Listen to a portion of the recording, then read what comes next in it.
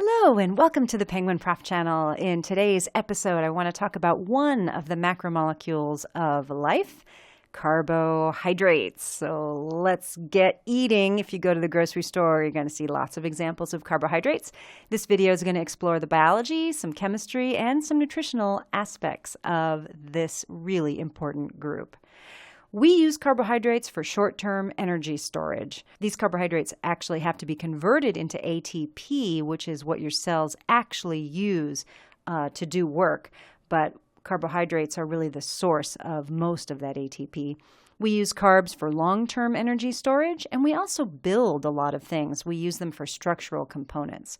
You'll see some examples of that in a little bit. Carbohydrate literally means hydrated carbon. These molecules have a ratio of carbon to hydrogen to oxygen as 1 to 2 to 1. You're going to see OSE as a suffix in describing and naming carbohydrates. And some examples, if you've got 5 carbons in your carbohydrate, we call that a pentose. 6 carbons, we call a hexose. If the carbonyl carbon has an aldehyde on it, we call it an aldose. And if the carbonyl carbon has a ketone on it, we call it a ketose. So just so you can recognize some of these terms when you see them. So let's look at some carbohydrates. We're going to start with the monosaccharide. Mono means one, and saccharide is Greek for sugar. These are single chains, either 5 or 6 carbons long. This is glucose. This monosaccharide is the fuel for life. This is really what your cells are burning so that your body can do all the amazing things that it does. This is what our fuel molecule really looks like. Now, if you take 2 monosaccharides and you join them together in a reaction called dehydration synthesis, you get a disaccharide. Di just means 2, and sucrose is what you know as table sugar. Another disaccharide that you know, if you take 2 glucose monomers, 2 glucose monosaccharides, and you join them together in a particular way, you get maltose or malt sugar, which you know from beer. Another disaccharide is lactose or milk sugar. Now, oligosaccharides, that term comes from the Greek meaning few or little. Well, that's about 3 to 10 monosaccharides linked together. If you link individual oligosaccharides together, you can make a polysaccharide. Poly means many. Some oligosaccharides react with lipids to make lipopolysaccharides. Some of them react with side chains of amino acids, especially asparagine, to form a glycoprotein. Glycoproteins turn out to be really important, and they're all over the place. One example of a glycoprotein, one of my favorites, is the family of mucins, because I love mucus. Mucus is life's lubricant. We use them in the mucosal epithelium. It turns out that the sugars attached to the protein gives the molecule a really good ability to soak up and hold water, kind of like a sponge. And they can form basically molecules that behave a lot like your hair gel.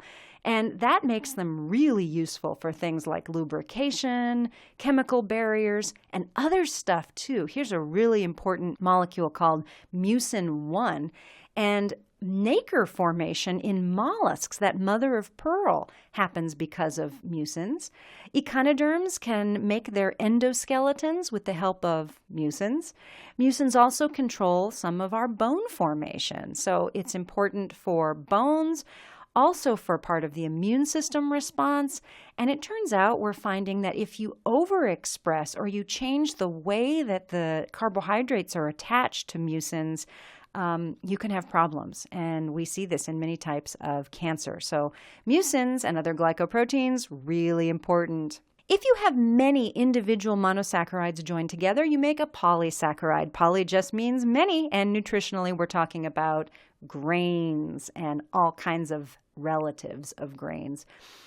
This is kind of a neat image. These are all chains of glucose, but they're all linked together in different ways. And it turns out that some of them we can digest, we can break these bonds and use them for energy, and some we can't. Starch is a go. We have the enzyme that breaks down the bonds between the glucose units, and we can break down starch and use the glucose for energy.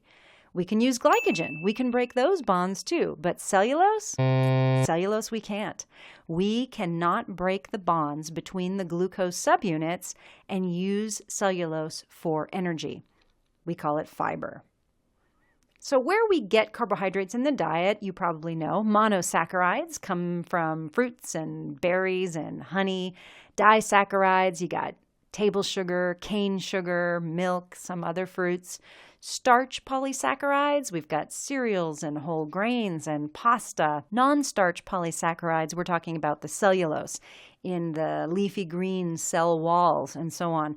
We don't get energy out of that, but as you know, dietary fiber is really important for the diet. It's good for your colon. We get vitamins and minerals and all kinds of good stuff, but we just don't get the energy.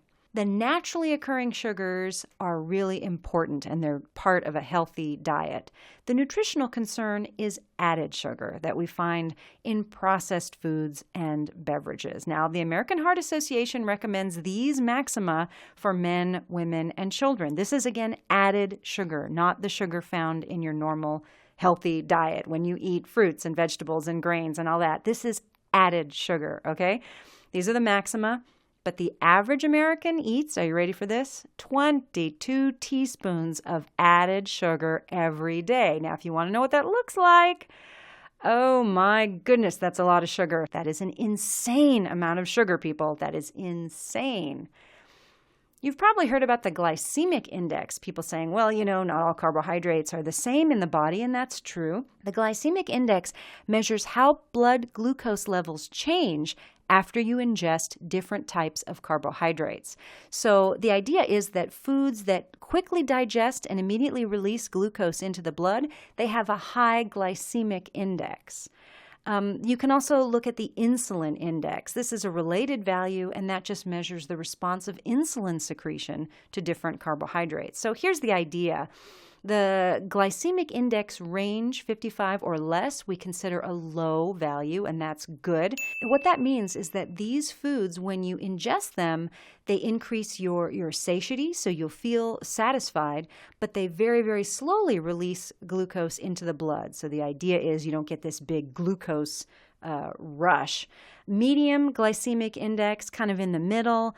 The high glycemic index, that's really the very highly processed grains, the really sugary breakfast cereals. When you eat those foods, you get a really big sugar rush. And that's what you want to avoid. So when you are eating carbohydrates, the lower the glycemic index, the healthier. Hopefully you learned something new about carbohydrates today. As always, thank you for visiting the Penguin Prof channel. Please support by clicking like, share, and subscribe. Join us on Facebook. Follow on Twitter. Good luck.